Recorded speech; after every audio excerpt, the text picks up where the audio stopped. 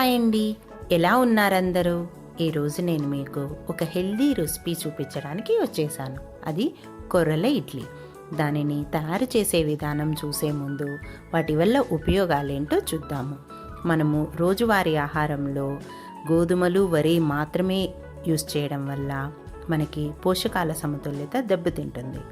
దీనివలన గుండె సంబంధిత జబ్బులు, చక్కెర వ్యాధి, రక్తపోటు, స్థూలకాయం, ఎముకల బలహీనత, స్త్రీలు ముఖ్యంగా గర్భిణీ స్త్రీలలో రక్తహీనత, పిల్లల ఎదుగుదలలో లోపాలు, తక్కువ బరువుతో పిల్లలు పుట్టడం, ఇలాంటి ప్రాబ్లమ్స్ అన్నీ రోజు రోజుకి పెరిగిపోతున్నాయి.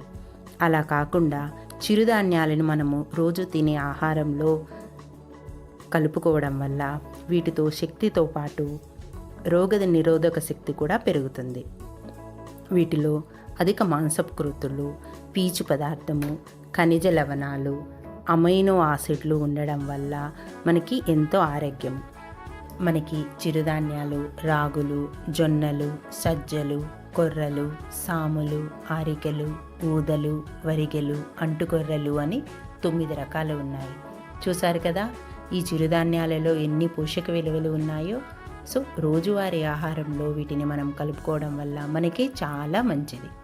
ఈ చిరుధాన్యాలతో చేసిన వంటకాలు చాలా నెమ్మదిగా అరుగుతాయి కాబట్టి ఆరోగ్యానికి చాలా మంచిది.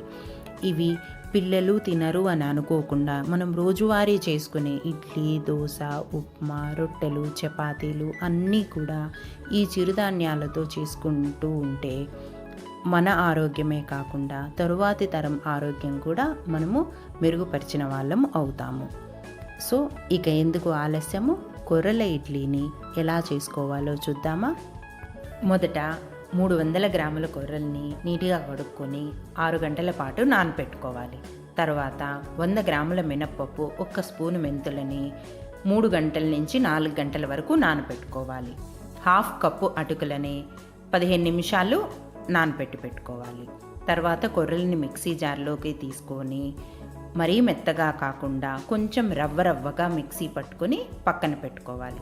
తర్వాత అదే మిక్సీ జార్లో మినపప్పు, అటుకులు, మెంతులు మిక్సీ పట్టుకున్న తర్వాత దీనిని నీట్గా కలిపి 6 గంటల పాటు అలా ఉంచేసేయాలి. తర్వాత దానిలో తగినంత ఉప్పు కలుపుకొని మనం నార్మల్ ఇడ్లీ ఎలా వేసుకుంటామో అలా ఆవిరి మీద 10 నుంచి 15 నిమిషాలు ఉడకపెట్టుకుంటే మనకు ఇడ్లీ రెడీ అయిపోతాయి. చూసారు కదా ఎంత ఈజీనో కొర్రల ఇడ్లీ చేసుకోవడము. హెల్త్కి కూడా చాలా మంచిది. మీరు ఈ రెసిపీని ట్రై చేసి మీ ఫీడ్బ్యాక్ని, సజెషన్స్ని నా కామెంట్స్ రూపంలో తెలియచేయండి. ఈ వీడియో కనుక మీకు నచ్చినట్లయితే లైక్ చేయండి, షేర్ చేయండి. ఇంతవరకు ఈ ఛానల్ని సబ్స్క్రైబ్ చేసుకోకపోతే సబ్స్క్రైబ్ చేసుకోండి. Thanks for watching.